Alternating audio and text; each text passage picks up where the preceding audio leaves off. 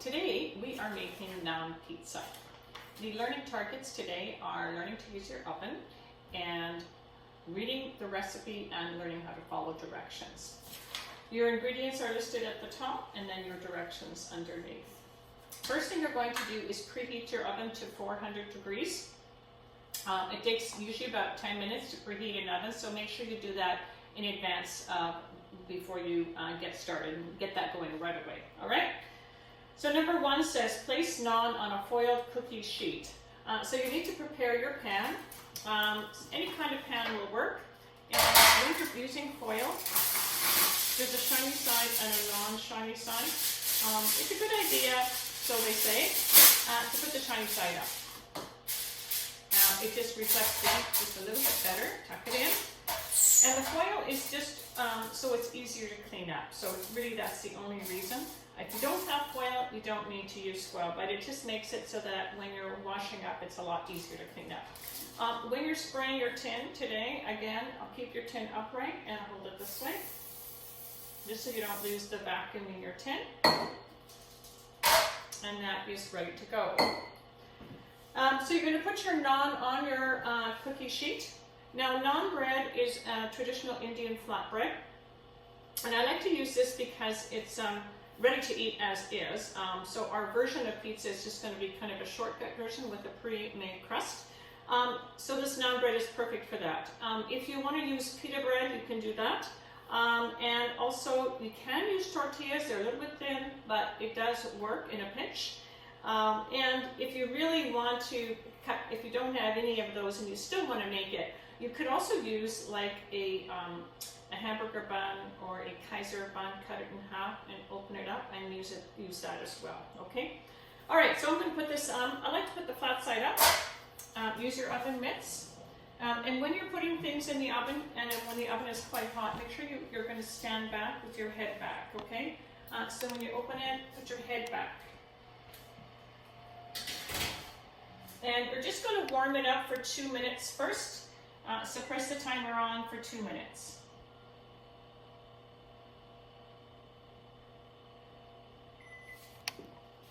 Now, it's a good idea to have some pot holders here or trivets to put your hot pan on. Okay, so especially if you don't have a granite countertop. So if you have a laminate countertop, you for sure need this. Otherwise, you're going to burn your countertops. Okay. All right, so I'm going to move this out of the way here. Number 2 says, in a small liquid measuring cup, prepare the pizza sauce. Now, I'm just using tomato sauce, and you want it 50 mils about. Doesn't have to be super exact. And then you're going to put in some Italian seasoning. Now, if you have pizza sauce in your fridge, you can certainly use that. That's already got your seasoning in it. But this is just, if you don't have pizza sauce and you have tomato sauce, this is how you make it, okay?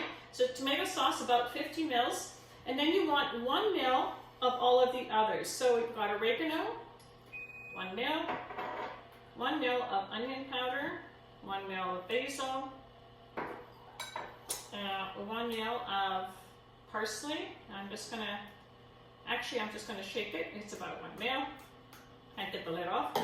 And then again, seasoning salt. Now again, seasoning salt is 1 mil. So 1 mil of each. If you don't have seasoning salt, just plain salt is fine. And then give that a stir. And that is ready.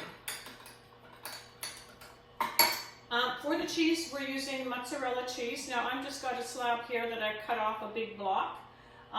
Approximately 80 mils. It doesn't have to be exact. You just want enough to grate to cover your naan bread. You're going to use the large grater here and grate that. And just be careful when you get to the end to watch out for your fingers, okay?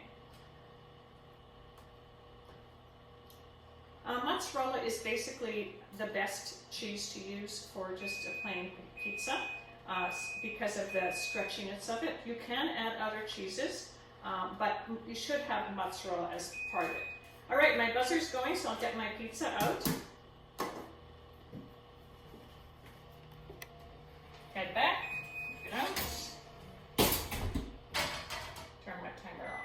All right, now I'm going to assemble my pizza. Now, I have here on the right, if you look at your recipe, it says ham, diced pepperoni, diced green pepper, and pineapple. Now at school, I have all of these ingredients. At home, today I only have the pepperoni in my freezer actually. And my pepperoni here is a little bit different. I don't need to actually dice it. Usually I get the long pepperoni sticks and dice that up. If you're using ham slices, you want to cut it up into little cubes or dices. If you're using green pepper, you want to again dice that. And if you're using pineapple, just make sure it's drained really well. And I would dry it on some paper towels so you don't get rid of the moisture. You can use whatever toppings you like, okay? So make it your own. So I am just going to make a basic pepperoni pizza today. First I'm going to do is put my tomato sauce on.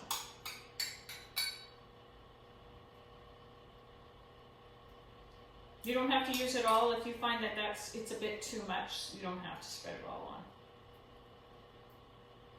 So I'm not quite going to use it all, just enough to give that bit of tomato sauce flavor. I've got a little bit left over. Now you're going to put most of your cheese on.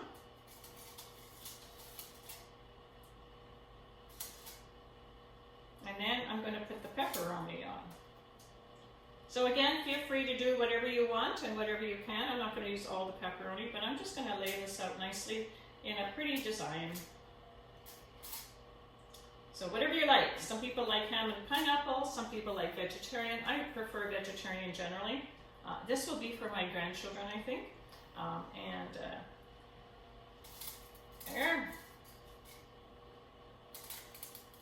And then the last little bit of cheese is just for garnish on top like this. At school, this pizza is made for 2 people, and then you just cut it in half in the end. But today, you get to make it for yourself and have your own.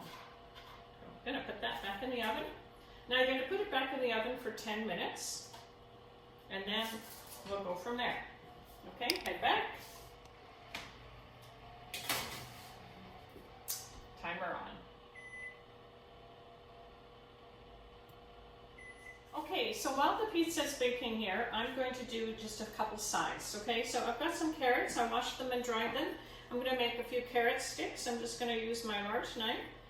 When you're using a large knife, be very careful. I'm cutting it in half. And then I'm just going to cut these into sticks. Flat side down. Cut this in half again. And then flat side down. And there we have carrot sticks. I'm going to put those on the side here. And I've got some butter lettuce here, and I'm just going to make a really quick dressing, similar to what we made last class. We're going to start with the olive oil again. So 2 tablespoons of olive oil, or 2 15-ml spoons, I should say.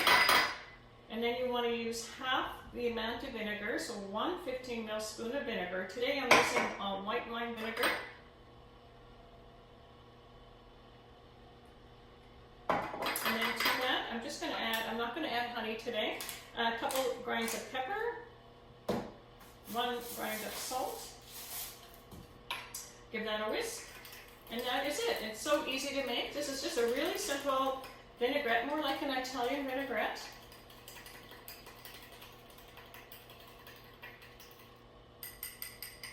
And I'm just going to take and drizzle a little bit of this on here.